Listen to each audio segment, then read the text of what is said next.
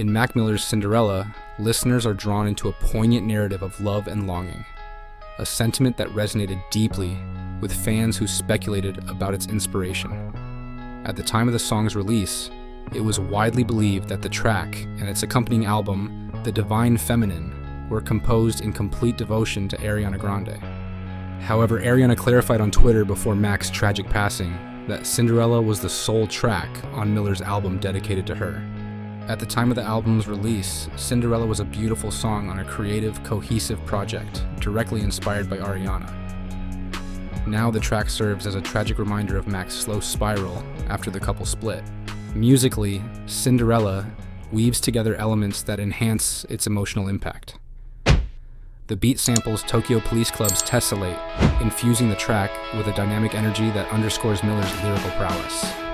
Interestingly, Miller himself identified the second part of Cinderella as his favorite piece on the album, showcasing his personal connection to this particular track. The Divine Feminine marked a significant chapter in Miller's career, serving as his fourth studio album released via Warner Bros. Records. Through this project, Miller delved deeply into themes of love and life, crafting a concept album that resonated with listeners on a profound level. In an interview with Complex, Miller expressed how the album reflected his belief in treating the world with the same reverence as one would treat a female, emphasizing the importance of nurturing and cherishing life's experiences. The Divine Feminine to me is the universe. I'd hate to be cliche, like, I love the universe, man, but it's so real. Treating the world how you're supposed to treat a female is awesome. The more you make love to it, and the less you try to fuck it, the better it all becomes for you. It's a deeper experience with life. I'm trying to cuddle the world after sex, not keep the Uber running and dip out. Indeed, Miller's exploration of spirituality and gender dynamics is not new to his discography. In The Festival, a track from his previous album, Good AM, Miller intriguingly referred to God as a woman, showcasing his thought-provoking approach to themes of divinity and existence.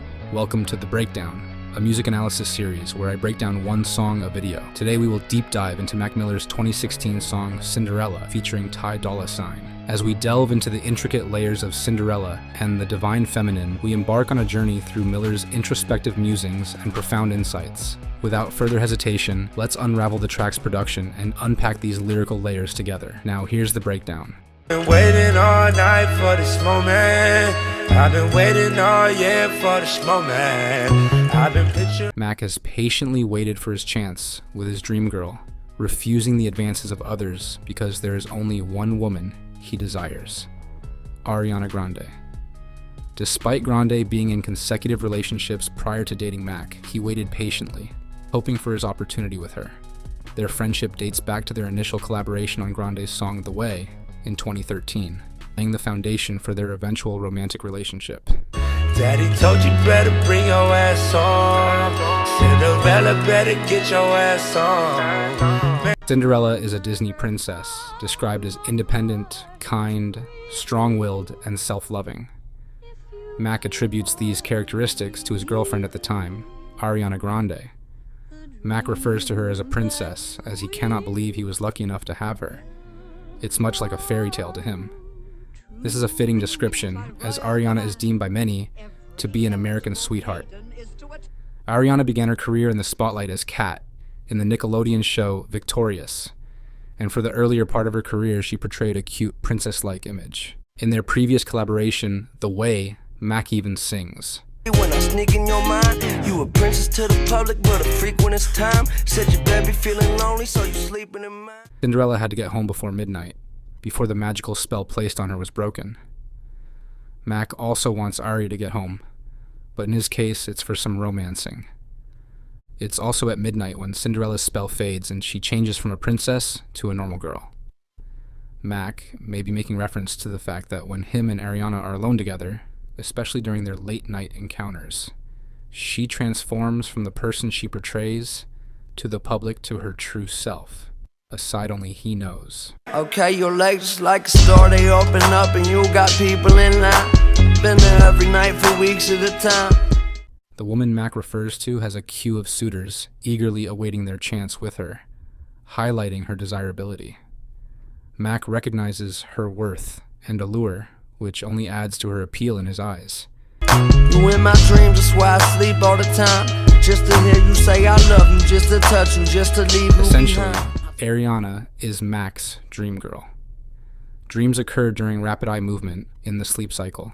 There are many theories regarding the purpose of dreams. One of the leading theories is by Sigmund Freud, who claims that dreams are an expression of one's unconscious thoughts and wishes. Ariana is likely a big part of Mac's subconscious, and his wish to be with her is expressed in his dreams. Ariana shared a similar sentiment in her track Rem, where she sings, "You're such a dream to me." Yeah, I just wanna see you fly, because your fragrance got me faded, you be keeping me high. Mac Miller had a long relationship with drugs and alcohol abuse. However, Ariana keeps him high or happy enough to not rely on drugs. Although Mac tragically passed from an accidental overdose in 2018, a friend of Mac revealed that Ariana was a big influence on his sobriety, stating, "I have to say, she was incredible when he was first sobering up. She was a fucking G to him. There couldn't have been anybody more supportive of him being sober than Ariana. I saw that. I was around it. I took phone calls from her. How do I help? What do I do?" This girl was unbelievably involved and helpful to him in being healthy. I gotta tell you, there was no one in Mac's life more ready to go to the wall for him when it came to him being sober. She was an unbelievably stabilizing force in his life. She was deeply helpful and effective in keeping him sober and helping him get sober. She was all about him getting healthy, period. There's a science behind this. Pheromones is the term for the ectohormones released by humans to trigger sexual arousal or attraction by their partners. These molecules usually function via the sense of smell. And when you're hungry, I can shove you up a stir fry, get you some dessert wine, elevate your third eye. Miller's lyrical exploration extends to his previous mention of a meal, mentioning a dessert wine, typically savored after dining. This type of wine is often associated with its perceived aphrodisiac qualities, adding depth to Miller's thematic layers. Furthermore, when Miller refers to the third eye, he likely delves into the symbolism associated with the pineal gland, regarded as the sixth chakra in Hinduism. This chakra represents power, wisdom, and truth, particularly when aligned. During intimate moments such as sex, individuals often report heightened sensuality when their chakras are in harmony. First prize, no belt, get a piece, your clothes off, turn around, let me see. I've been waiting on. Peace is a homophone for peace. The implication is that she is so gorgeous, she deserves a Nobel Peace Prize. Straight into the room and played the music, started dancing, you was taking off your pants, it looked like Dorothy ain't in Kansas anymore. In his song, Miller maintains the fantasy motif by drawing inspiration from The Wizard of Oz. The reference to Dorothy, the tale's protagonist who hails from Kansas and embarks on a transformative journey to the land of Oz, serves as a clever metaphor for a good girl gone bad. Miller skillfully incorporates Dorothy's iconic line, "Toto, I have a feeling we're not in Kansas anymore," to evoke a sense of disorientation and departure from the familiar. Moreover, Miller extends the analogy by likening the chaotic state of the room to the aftermath of a tornado, echoing the disruptive force of the tornado in The Wizard of Oz. This juxtaposition underscores the theme of upheaval and transformation within the song. Notably, Ariana Grande's connection to The Wizard of Oz adds another layer of significance to Miller's reference. As a devoted Judy Garland fan, Grande's portrayal of Dorothy in various productions and her current role as Glinda in Wicked illustrates her deep appreciation for the iconic story. Interestingly, Miller's association with The Wizard of Oz extends within his own work, as evidenced by Jay Electronica's verse on suplexes inside of complexes and duplexes from Miller's album Watching Movies A with the ruby Sound. slipper made the wizards and the scarecrow and the lion through the forest to the wicked witch's fortress where she scorched them in the foreplay. Remember that? I do you like a chore. We started on the bed and then we moving to the floor. You started getting crazy. In referring to making the bed and cleaning the floor, Mac Miller uses the language of Cinderella's chores to talk about their increasingly acrobatic sexual desires. The accelerating intensity of their physicality is accentuated by the uneven but persistent repetition of the or sound. At first, it's a fairly innocent association with Dorothy. Then, the explicit but elusive reference to the fairy tale hardships imposed on Cinderella by her stepmother. I do you like a chore. The next rhyme doesn't come until floor and intensifies with her command. Fuck you like a whore. These or rhymes aren't placed consistently in the verse, but rather alternate between ending the line and occurring internally, creating a seesaw of sound, delaying but providing gratification. They propel the line to express Mac Miller's own answering desire for her. This is compounded with the internal Y sound rhymes of Dorothy, we, and me. Thought you was an angel, now you yelling to the Lord. You used to tell me all the time I ain't your type. In a 2013 interview with Cambio, Mac revealed that when Ariana Grande first saw him, her reaction was to say, "He looks weird."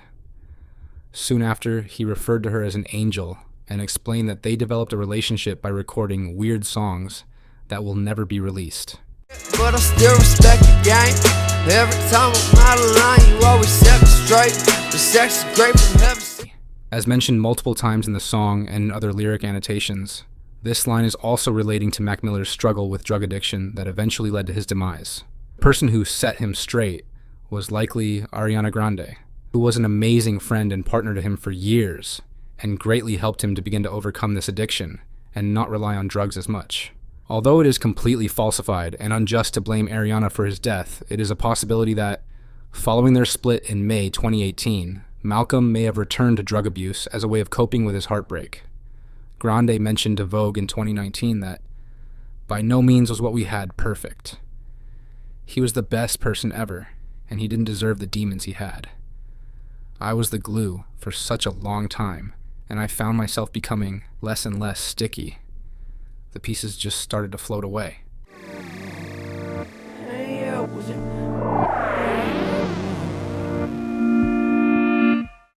Saying, my only way out is a way in. This is a reference to when Mac and Ariana's relationship first began through their collaboration on the hit song The Way. Though they initially started out as friends in 2013, it seems as though Mac had bigger things in mind all along, as he viewed the collaboration as a way-in to her heart. All my days now, they changing. I got angels, no more Satan. Here Mac could be referring to how Ariana was his reason and biggest supporter in getting sober. He no longer is getting high every day, like he used to often talk about in his more adolescent music. Oh, hi. Ariana said Welcome that back, Mac kids. didn't deserve the demons he battled with after he passed, leading us to believe Satan was his depression and drugs were his coping mechanism. Ariana healed him. Write you letters, it's only right there, right after love, I write my name. Writing letters is one of the purest signs of true love and dedication to one's partners. Notice the clever wordplay here, as Mac uses right as a triple homonym. Wherever you came from, wherever you going, I promise I'm not far behind. Yeah. Mac would do anything for Ariana. He believes their love is too epic to end. Mac tried his hardest to get sober for Ariana, but addiction is nearly an impossible demon to kill, especially in Mac's LA party lifestyle. Perhaps he is implying that Ariana will forever be his most epic love, and he would always go back to her. The subsequent line, So don't you dare throw this away. has an ominous ring to it after Mac's tragic passing.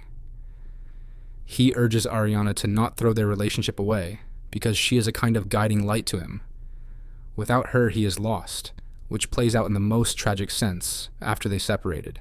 Finally, in the refrain, Max sings, And if it's forever or never, it's all the same. This line stands out as a heavy, psychedelic truth on the nature of duality. Forever or never are the same to Mac, but it's the things in the middle, the things that change that mess with him. So to have and to lose something, like a relationship, would enact a heavy toll on him, as we all witnessed. Thank you for watching the breakdown. If you enjoyed this video, consider subscribing. It's just me here on Next Wave Music, and I could use all the support I can get growing this channel. Let me know what song I should break down next, and come back every Friday for a new video.